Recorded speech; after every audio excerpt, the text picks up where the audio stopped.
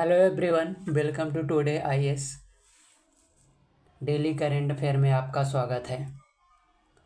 Hello everyone, welcome to today IAS the Hindu and Dainik Bhaskar daily current affair में आपका स्वागत है। तो आज 7 मार्च 2024 चर्चा टॉपिक है, सभी डिस्कशन करेंगे। इसमें देखिएगा कि ग्रो अप इंडस्ट्री के बारे में द टाइम्स ऑफ इंडिया का एक आर्टिकल है। फिर इसके बाद एक अगला आर्टिकल है द हिंदू का, जिसमें वैरियर ऑफ होप के बारे में बताया गया है कि रिम्यूनरेटिव जो इफेक्टिव दिखाई देता है उसके बारे में देखिएगा। फिर कि उत्तर भारत और दक्षिण भारत का मसला फिर से तुल पकड़ने लगा है, मतलब एक प्रकार से तराजू का काम करने लगा है। देखिएगा, चैट जीपीटी ही सच सब सोच लेगा तो हमारे स्टूडेंट क्या करेंगे। नंदी तेज जो नीलाय वक्ता हैं, इथिक्स प्रशिक्षक एवं राइटर के अकॉर्डिंग देखिएगा कि ये सच में जितने जैसे पहले जितने भी स्टूडेंट थे जो चीज़ याद नहीं आता था अपने दिमाग पर जोर डालते थे। अब क्या कि तुरंत 1 सेकंड में जाना, गूगल में पूछना है कि फलानी की राजधानी कौन है, डायरेक्ट आ जाते थे, राइट। और अगला आर्टिकल देखिएगा चैट जीपीटी के बाद इथिक्स के, और चैट जीपीटी के साथ साथ एक अगला आर्टिकल होगा टेक्नोलॉजी से रिलेटेड, जिसको बोला जाता है एआई। अब एआई के बारे में आप लोग देखिएगा कि आखिरकार इंडिया गवर्नमेंट के द्वारा कौन सा प्रोग्राम चालू किया गया है, पता है। एआई क्रांति का साक्षी बनता भारत। तो जो इसके राइटर का नाम है अश्विनी वैष्णव, भारत सरकार में इलेक्ट्रॉनिक और सूचना प्रौद्योगिकी मंत्रालय के मंत्री हैं ये। फिर है नए शिक्षा नीति का बेतुका विरोध होता जा रहा है। तो जगमोहन सिंह राजपूत राइटर हैं इनके इसको देखिएगा। और इसके बाद जैसे उत्तर भारत और दक्षिण भारत के बीच में जो त्रिभाषा फार्मूला को लेकर है तो विवाद चल ही रहा है। तो इसके माध्यम से देखा जाए तो धीरे धीरे क्या होता है कि मतलब संघवाद को कहीं ना कहीं फेडरलिज्म को कमज़ोर किया जाता है। बढ़ती कारोबारी का जंग, इसको देखिएगा। अमेरिकी राष्ट्रपति अमेरिका के राष्ट्रपति डोनाल्ड ट्रंप जैसे अपनी सत्ता वाली कुर्सी संभाले तो पूरे विश्व में क्या चालू कर दिए, टैरिफ। अब टैरिफ के जो सिस्टम चालू कर दें, टैरिफ के सिस्टम के माध्यम से मुझे तो लगता है टैरिफ वार एक विश्व युद्ध का काम करेगा और लोगों को यहाँ वहाँ निकालने के लिए में काम करता है। जिस प्रकार से भारतीयों को बंदी बनाकर जहाज में भारत वापस भेजा गया। बेवजह टकराव, ये किसके बारे में, तमिलनाडु के मुख्यमंत्री एम.के. स्टालिन के द्वारा जो परिसीमन आयोग के मुद्दे को लेकर विवाद है उसको देखिएगा। हालांकि जो तमिलनाडु के मुख्यमंत्री हैं तो उनका कहना है कि अभी जो परिसीमन आयोग जो करवाया जाए तो 1971 के जनगणना के अकॉर्डिंग 3 दशक तक और चले। हालांकि उनको यह ज़रूर ध्यान रखना होगा कि जो डिलिमिटेशन कमीशन एक प्रकार से कॉन्स्टिट्यूशन बॉडी है, और कॉन्स्टिट्यूशन बॉडी के माध्यम से ये भी होता है कि मतलब जितनी पॉपुलेशन है टोटल जनसंख्या में से उनका रिप्रेजेंटेटिव भी मतलब कि बैलेंस होना चाहिए। अमेरिका ने छेड़ा सीमा शुल्क संग्राम, तो इसके बारे में देखिएगा। और अगला आज का सबसे महत्वपूर्ण आर्टिकल है जो कि IMD के अकॉर्डिंग जानकारी दी गई, जनसत्ता का है। पर्वतों से ग्लेशियर के टूटने का सिलसिला कब टूटेगा। जैसे वेनेजुएला जो है, तो वेनेजुएला कंट्री एक ऐसा है 2024 में कि वर्ल्ड में एक वेनेजुएला ऐसा कंट्री बन गया कि मतलब कि उस देश से पूरे ही ग्लेशियर जितने ही हिमनद साफ हो गए हैं। इसी प्रकार से देखा जाए तो अलग अलग प्रकार की क्या है कि हिमस्खलन की घटना देखी जाती हैं। हिमस्खलन, लैंडस्लाइड और आइस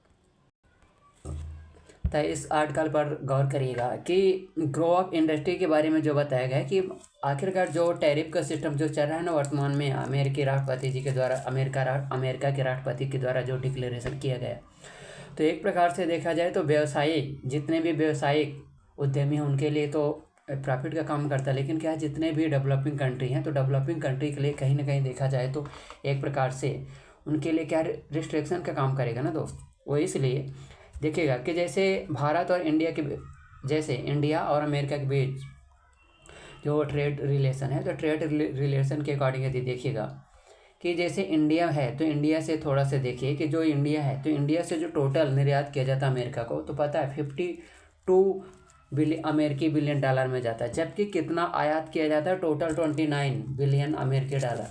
तो इसके लिए ये क्या दिखाई देता है कि दोनों बीच का जो अंतर होता है तो भारत के लिए क्या है, फेवरेबल के रूप में है ट्रेड।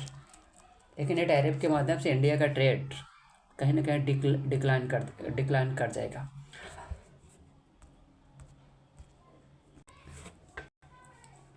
और आज के जैसे आकाशवाणी के अकॉर्डिंग देखा जाए तो जो अमेरिकी राष्ट्रपति हैं, अमेरिका के राष्ट्रपति के द्वारा नई डिक्लेरेशन की गई, जिसके माध्यम से मैक्सिको और कनाडा के ऊपर जो 1 माह के लिए जो अभी तक लगाया जा रहा था 25% का टैरिफ, तो 25% के टैरिफ को घटाकर कितना कर दिया गया, 1 माह के लिए अभी क्या कर दिया गया है, रोक लगा दी गई है।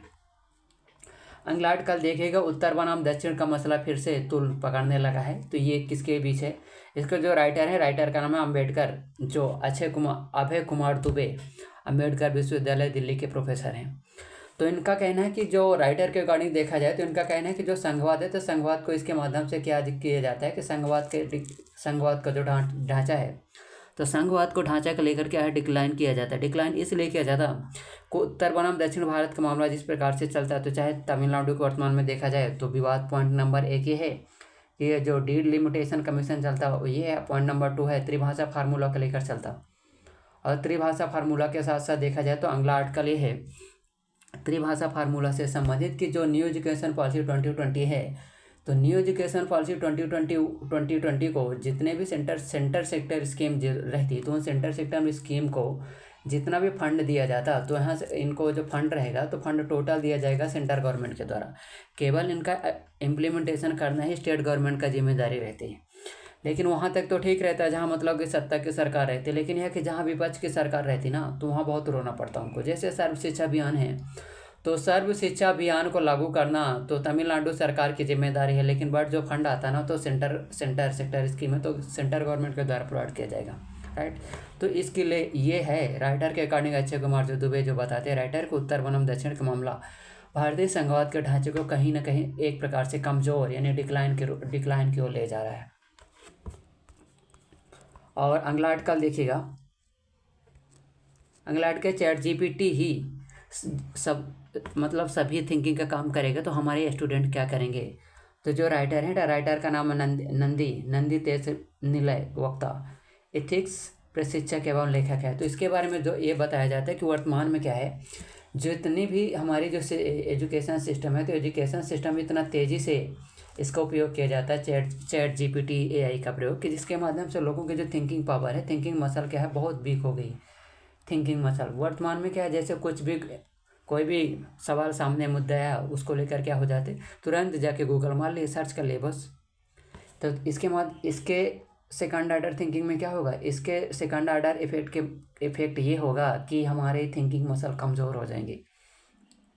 जैसे वर्तमान में देखा जाए, जैसे चाहे यहाँ प्रोजेक्ट बनाना हो, किसी भी प्रकार का प्रोजेक्ट बनाना हो, तो उसके सामने जब प्रोजेक्ट बनाते, रिसर्च करना हो, कुछ भी करना हो, तो जैसे गूगल में गए, गूगल के बाद क्या करते, गूगल में जाने के बाद क्या करें, सर्च करेंगे या और कॉपी पेस्ट करके जाके जमा कर देंगे प्रोजेक्ट बनाने में। तो इसके माध्यम से क्या होता है कि लड़कों की थिंकिंग स्किल तो कमज़ोर होती है, इसके साथ नैतिकता का, मोरालिटी का भी पतन होता। जैसे मोरालिटी और एथिक्स में क्या अंतर होता, बहुत अंतर होता। मोरालिटी देखा जाए तो किसी देश विशेष के लिए किसी समय विशेष और स्थान के अकॉर्डिंग चेंज होता रहता है। जैसे इंडिया में देखा जाए तो जो जितने भी काऊ हैं, काऊ को मारना, उनका मांस क्या है, एक प्रकार से देखा जाए तो पाप माना जाता है, जो मोरालिटी के खिलाफ है। जबकि अमेरिका में देखा जाए तो मोरालिटी के फेवरेबल में काम करता हूँ। तो इसीलिए जो लॉ होते हैं, लॉ के माध्यम से देखा जाता है, मतलब यूनिवर्सल लॉ होते हैं, जो मतलब पूरे देश में देखा जाए तो उसका क्या है, यदि मोरालिटी का वायलेशन किया जाता है तो किसी प्रकार का दंड थोड़ी ना दिया जाएगा। लेकिन जब कानून का वायलेशन किया जाता है, जैसे आईपीसी की धारा, बीएनएसएस की धारा, इनका जब वायलेशन किया जाएगा तो डायरेक्ट रूप से हमें सजा दंड मिलेगा, राइट। तो ये दोनों में अंतर होता है, कानून और मोरालिटी में। मोरालिटी में मतलब ये रहता है कि मतलब प्रैक्टिकली रूप से हम अपने अंदर से किस प्रकार से डिसीजन मेकिंग करते हैं। तो यह है चैट जीपीटी का मामला। और चैट जीपीटी के मामले के बाद अगला आर्टिकल देखिएगा, जो ये शिक्षा विवाद का जो चलता, तो जैसे ये देखिए 2000 में राष्ट्रीय शिक्षा नीति को लागू किया, तो इसको लागू करने के बाद क्या है, अधिनियम बने, जैसे राइट टू एजुकेशन बना, उस अधिनियम के प्रावधान को लागू करने के लिए क्या जितने भी क्या रहते हैं एम के स्टालिन NEP प्रमुख आपत्ति त्रिभाषा सूत्र को लेकर अलग आपत्ति जताई। और नीति के जैसे 50 दशक के बाद भी देखा जाए, जैसे जब 1948 में राधा कृष्णन कमीशन जब तैयार किया गया था, तो इंदिरा गांधी सरकार के द्वारा पहली बार 1950 में न्यू एजुकेशन पॉलिसी लाई गई।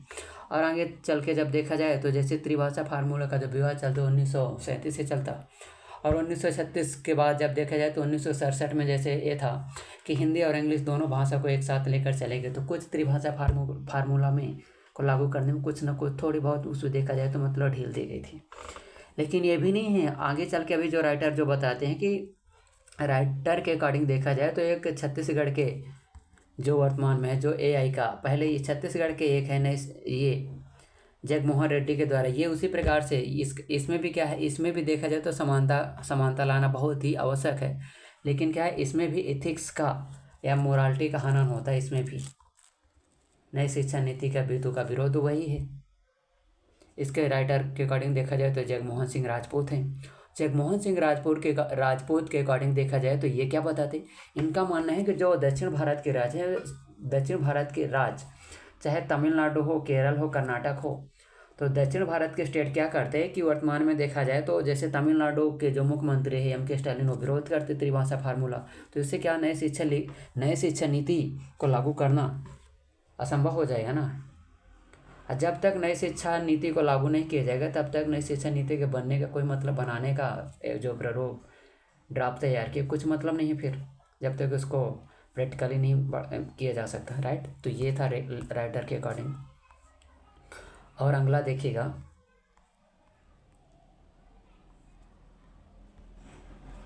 AI क्रांति का जो साक्षी बनता भारत, तो देखिएगा AI क्रांति अभी हाल में देखा जाए तो वर्तमान में कौन से चालू किए गए, AI कोर्स। हाँ, AI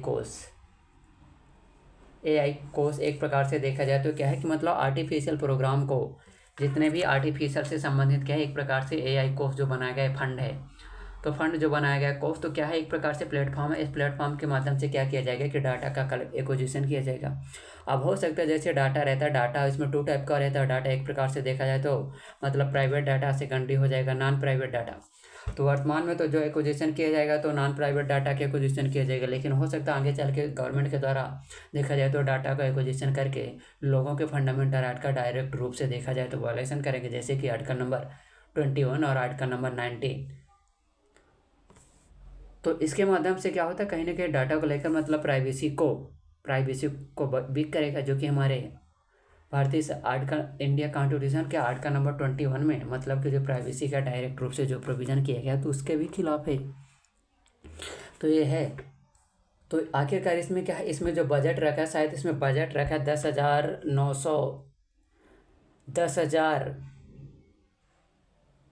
10,970 करोड़ रुपए, इसमें शायद बजट रखा गया है। तो इस बजट के अकॉर्डिंग देखा जाए तो प्लेटफॉर्म बनेगा। लेकिन ये है कि जो ग्लोबल लेवल पर देखा जाए तो ग्लोबल लेवल पर जो इसका सबमिट किया गया तो कहाँ किया गया, जो 2023 में किया गया था तो वो किया गया था ब्रिटेन में, 2024 में किया गया था साउथ कोरिया में, और 2025 में किस होस्ट कंट्री का नाम क्या था, पेरिस फ्रांस में देखा जाए। अब फ्रांस में जैसे जब हुआ तो वहाँ जो इंडिया के जो रिप्रेजेंटेटिव हैं तो उनका नाम क्या था, प्रधानमंत्री वहाँ जाके शामिल हुए थे।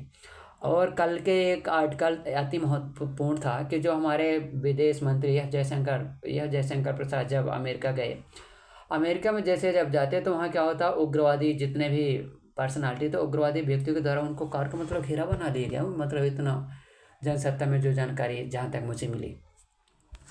तो इसके माध्यम से देखा जाए तो क्या है कि इससे मतलब कि हमारे IR का जो इंटरनेशनल रिलेशन होता है वो रिलेशन में तो कहीं ना कहीं बाधा होगी।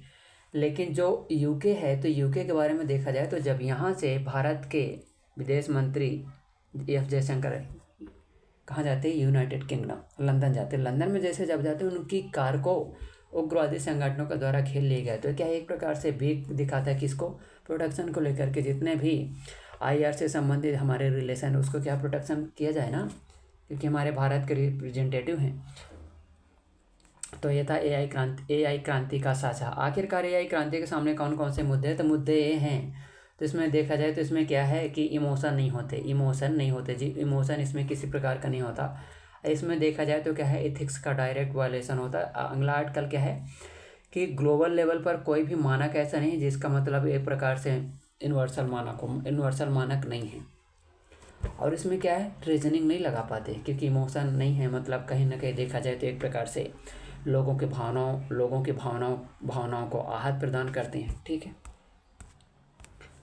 और इसके बाद अगला आर्टिकल देखिएगा कि अगला आर्टिकल क्या है, मैं वही डाटा इसमें जैसे जो बताता है कि जो हमारे काम का है, जो हमारे काम का नहीं है, जो अंदर लिखा है आप लोग पढ़ लेना एक बार, जो भी वीडियो देखना। तो बढ़ेगी कारोबारी की जंग, तो जो कारोबारी की जंग है, तो कारोबारी का जो जंग बढ़ाने का काम करेंगे तो कौन करेंगे? ये है अमेरिका के राष्ट्रपति। अमेरिका के जो राष्ट्रपति डोनाल्ड ट्रंप है, तो डोनाल्ड ट्रंप के द्वारा जो देखा जाए तो वर्तमान में तो एक प्रकार से क्या है, वो जितने भी जो टैरिफ का सिस्टम जो चला है, टैरिफ वाला जो सिस्टम चला है, तो टैरिफ के सिस्टम को लेकर क्या है, एक प्रकार से देखा जाए तो क्या है, ट्रेड वार में चेंज हो जाएगा, राइट। इसी प्रकार इसी के अकॉर्डिंग जैसे देखा जाए तो वर्तमान में जैसे अमेरिका, हालांकि अब तो जैसे अमेरिका तुला है, जैसे यहाँ अमेरिका हो जाएगा, यूएसए के बाद यहाँ यूक्रेन के बाद यहाँ रूस हो जाएगा।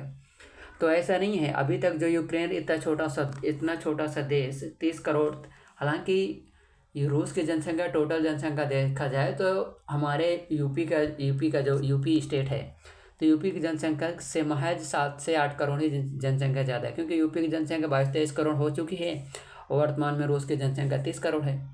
तो जो यूक्रेन रहा, तो यूक्रेन को मदद करने वाली, यूक्रेन कंट्री को हेल्प करने वाली कंट्री का नाम जैसे अमेरिका था, फ्रांस था, जर्मनी था, और जैसे स्कॉटलैंड था, डेनमार्क था, फिनलैंड था, फ्रांस था।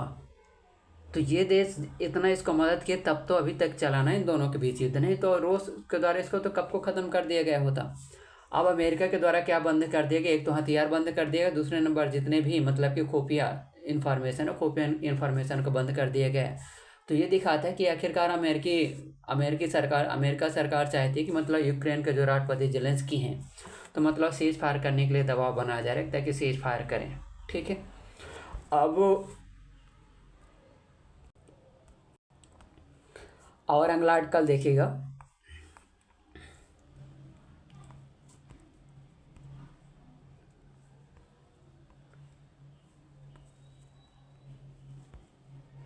अमेरिका ने छेड़ा सीमा शुल्क संग्राम वही है। अगला आर्टिकल देखिएगा कि ये एमपी में देखा जाए तो एमपी की घटना में होता, और इसी के साथ साथ देखा जाए तो इंडिया के लिहाज से देखा जाए तो किससे जुड़ जाएगा? डायरेक्ट जाके जियोग्राफी और इन्वायरमेंट से जुड़ जाएगा।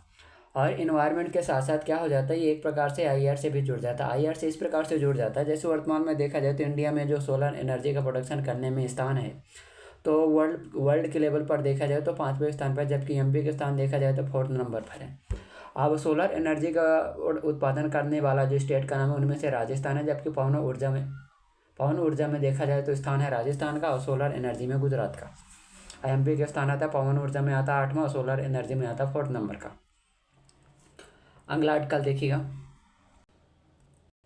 अब अगला आर्टिकल इसमें जब देखा जाए तो इसमें मेन मुद्दे ये रहते हैं कि इन मुद्दों को सामने जब देखा जाए तो जैसे इंडिया है, अब टोटल जब इंडिया के बारे में जब देखिएगा कि इंडिया में जैसे अभी के द्वारा उत्तराखंड के गवर्नमेंट के द्वारा क्या किया गया, देखिए यहाँ से। अब उत्तराखंड के गवर्नमेंट के द्वारा जो यहाँ मेन प्रॉब्लम कर दी गई कि जो वहाँ एक था हरदेव साहिब, ऐसे कुछ मेरे यहाँ है उत्तराखंड में, तो उत्तराखंड में जो हरदेव साहिब है, तो वहाँ से क्या है, रोपवे का निर्माण किया जाता है। तो आप बोलोगे इसके तुम्हें क्या दिक्कत है, इससे क्या प्रॉब्लम होने वाली? इससे बहुत प्रॉब्लम होने वाली दोस्त। देखिएगा क्या कौन सी प्रॉब्लम होगी। इसमें प्रॉब्लम होने वाली ये है कि देखिएगा, एक तो वर्तमान में देखा जाए तो जैसे यहाँ है तो एक मतलब लाइन ऑफ एक्चुअल कंट्रोल यहाँ है चीन के पास, जबकि लाइन ऑफ कंट्रोल क्या है, कहाँ है? पाकिस्तान के आसपास। तो पाकिस्तान के जो सीमा के बॉर्डर सीमा है पीओके के एक्विजिशन जो पीओके वाला है, तो यहाँ पर एक है घाटी जिसको बोला जाता है बनघाम घाटी, बनघाम ऐसे कुछ घाटी है। उस घाटी के अकॉर्डिंग यदि देखा जाए तो जो बनघास घाटी है, तो बनघास घाटी देखा जाए तो कहाँ, ये मतलब श्रीनगर के आसपास ही है। तो इसको क्या किया जा रहा है, एक प्रकार से देखा जाए तो मतलब इको टूरिज्म को बढ़ावा दिया जा रहा है। अब जैसे जब यहाँ टूरिज्म को बढ़ावा दिया जाता है ना, तो टूरिज्म को जैसे जब बढ़ावा दिया जाएगा तो क्या होता है, एक तो यहाँ अपशिष्ट प्रबंधन उतने बेहतर रूप से नहीं किया जाता जितना बेहतर तरीके से होना चाहिए। पॉइंट नंबर 2, मुद्दा ये है कि यहाँ पर देखा जाए तो मतलब लोगों को इतनी सिक्योरिटी नहीं है, क्योंकि यहाँ पर देखा जाए आतंकवादी गतिविधियाँ, और इसमें जो हमारा अगला इससे रिलेटेड जो चैलेंजेस हमारा ये है कि एक तो सीमा पर है, सीमा विवाद होने के साथ साथ देखा जाए तो आतंकवादी गतिविधियाँ अधिक होती। और दूसरी बात जो ये बनघास घाटी में देखा जाए तो इतनी बड़ी बड़ी घाटियाँ हैं यहाँ बीच में, जैसे लोग हैं, मतलब इतना पर्यटन के रूप में डेवलपमेंट किया जा रहा है यहाँ पास। तो उसको लेकर जिस प्रकार से अभी जैसे वहाँ उत्तराखंड में देखा जाए, उत्तराखंड की घाटियों में जैसे पर्यटन को बढ़ावा मिला जाता है, दक्षिण भारत में देखा जाए तो साइलेंट वैली में पर्यटन को बढ़ावा दिया जाता। तो ये तो सही है, जैसे घाटियाँ रहती तो इस प्रकार से यहाँ जैसे पर्वत श्रेणी रहती है, यहाँ घाटियाँ रहती है, इन पर्वतों के बीच में क्या छोटी छोटी जो घाटियाँ रहती तो उनको पर्यटन के रूप में डेवलपमेंट किया जाता है। तो ये एक प्रकार से चैलेंजेस है, किसके लिए, नागरिकों के लिए, क्योंकि यहाँ सबसे ज़्यादा प्रोटेक्शन करना है। अब प्रॉफिट क्या होगा, प्रॉफिट इसमें ये होगा कि मतलब लोकल इकोनॉमिक का डेवलपमेंट अवश्य होगा, इंफ्रा का डेवलपमेंट होगा। और मतलब इसमें अगला प्रॉफिट ये होगा कि मतलब कि लोकल रोजगार को बढ़ावा दिया जाएगा। और कैपिटल एक्सपेंडिचर के माध्यम से क्या होगा कि मतलब स्टेट के जीडीपी में बढ़ावा मिलेगा। ठीक, ये था। और अगला आर्टिकल ये है कि जो उत्तराखंड की गवर्नमेंट है, तो उत्तराखंड के गवर्नमेंट के द्वारा क्या किया जा रहा है, तो देखिएगा जो उत्तराखंड की जो गवर्नमेंट है, उत्तराखंड की गवर्नमेंट जैसे यहाँ बद्रीनाथ, केदारनाथ, और यहाँ जैसे हो गए एक हो जिसको बोला जाता हेमशाम साहिब, ऐसे एक पर्यटन स्थल का नाम है। तो इसको देखिएगा, जो यहाँ उत्तराखंड गवर्नमेंट है, तो उत्तराखंड गवर्नमेंट के द्वारा क्या किया जाता है, जैसे यहाँ केदारनाथ है, यहाँ हेमकुंड साहिब है। तो हेमकुंड साहिब से जैसे यहाँ केदारनाथ है, या यहाँ इसको मान लो आप लोग हेमकुंड साहिब, और उत्तर में नॉर्थ में देखा जाए तो जैसे यहाँ केदारनाथ है और यहाँ हेमकुंड साहिब है। तो यदि केदारनाथ से यहाँ जाना है तो क्या है, इस प्रकार से घाटियाँ हैं, यहाँ इस प्रकार से यहाँ पर घाटियाँ हैं। और जैसे यहाँ केदारनाथ हो गया, हेमकुंड साहिब हो गया। अब जैसे यहाँ से जब इनको जाना तो यहाँ प्रकार से क्या है, इस प्रकार से रोप वे बनाई जाती, और रोप पे जैसे जब यहाँ से हेमकुंड साहिब से रोप पे बनाए जाएंगे तो क्या है, सिंगल नहीं डबल बनाई गई हैं रोप पे साइड बनाई गई हैं। और रोप पे साइड जैसे जब जब बनाया गया तो बनाने के बाद क्या होता है कि लोगों के देखा जाए तो आखिरकार क्यों बढ़ावा दिया जाता, तो ये इसलिए बढ़ावा दिया गया ताकि देखा जाए तो उत्तराखंड का टूरिज्म को बढ़ावा मिले। अब टूरिज्म को बढ़ावा देने के लिहाज से देखा जाए तो जिस प्रकार से वर्तमान में जैसे उत्तराखंड, हिमाचल प्रदेश में जैसे जो ये पर्वत ग्लेशियर की जो घटना होती, इन ग्लेशियर के टूटने या पिघलने की जो घटना देखे जाते हैं उनमें क्या बारंबारता अधिक देखी जाए, इनकी फ्रिक्वेंसी बार बार रिपीटेड हो रही ना रोप वे के माध्यम। अब रोप वे के माध्यम से नुकसान क्या होगा, नुकसान ये होता है कि जब यहाँ देखा जाए तो पर्यटन अधिक रूप से पर्यटक जैसे जब जाते हो तो अपशिष्ट प्रबंधन का देखा जाए तो बेस्ट मैनेजमेंट नहीं हो पाता। पॉइंट नंबर 2, एक तो यहाँ देखा जाए तो मतलब कि नेचुरल डिजास्टर मैनेजमेंट उतना, एक तो क्या है इतना संवेदनशील इलाका है ये पश्चिमी हिमालय वाला, कि जैसे देखा जाए तो जलवायु परिवर्तन की घटना देखी जाती, हिमस्खलन की घटना देखी जाती, भूस्खलन की घटना देखी जाती। और पॉइंट नंबर 3 है कि क्या यहाँ पर्यटन को जैसे जब बढ़ावा दिया जाएगा, क्या लोग यहाँ जाके फंस जाते, इतना तेज़ी से पर्यटन बढ़ता, जैसे जब फंस जाते लोग तो क्या है कि जैसे जैसे जब लोगों को पर्यटन एक साथ जाने लगता तो क्या है उतना पर्यावरण को भी, तो जैसे अब यहाँ से विकास होगा तो इनके माध्यम से देखा जाए तो रोप वे का जब निर्माण करेंगे तो भूस्खलन की जो दर है, फ्रिक्वेंसी बार बार जो रिपीटेड होती है, भूस्खलन के जो बारंबारता और उसकी बढ़ जाएगी ना। और जैसे यहाँ के पेड़ पौधों को काटा जाएगा तभी तो रोप वे का निर्माण किया जाएगा दोस्त, है ना। तो ये इसके सामने चैलेंजेस हैं। और अगला आर्टिकल देखिएगा कि ये है कि पर्वतों से ग्लेशियर के टूटने का सिलसिला कब टूटेगा, तो ये घटना है देखिएगा जैसे इंडिया में देखेगा कि इंडिया में जैसे टोटल ये पश्चिमी हिमालय वाला है, तो इस हिमालय वाले इलाके में देखा जाए तो जैसे क्या है, ये वाले हिमालय में देखा जाए तो वर्तमान में 2001 में जो देखा जाए तो टेम्परेचर 2024 के बीच में कितने परसेंट सेल्सियस के टेम्परेचर में 0.6 डिग्री सेल्सियस का टेम्परेचर में वृद्धि हुआ है। अब इसके माध्यम से क्या होता है कि देखिए इसके द्वारा इसके सेकंड ऑर्डर थिंकिंग में ये होगा, सेकंड ऑर्डर थिंकिंग इफेक्ट में ये देखा जाता है कि जैसे जब यहाँ का टेम्परेचर जैसे जब बढ़ा और टेम्परेचर जैसे जब यहाँ का बढ़ा तो इसमें क्या होगा, जैसे ये बर्फ़ के टीले हैं, तो बर्फ़ के टीले जैसे जब रहे कोई चट्टान है इसके ऊपर इसके सहारे हैं, तो क्या पिघलने के बाद क्या हो जाता है, यहाँ देखा जाए तो यहाँ झील बन जाएगी। झील जैसे जब बनेगी, अब झील जैसे जब फटेगी तो उसी को बोला जाता है glacial lake outburst, glacial outburst lake. तो इस प्रकार से जो घटना देखी जाती, तो ये घटना बारंबार था क्योंकि इसके माध्यम में क्या होता है, यहाँ के झीलों में वृद्धि हो जाती, इनके झीलों के जलाशय में वृद्धि हो जाती।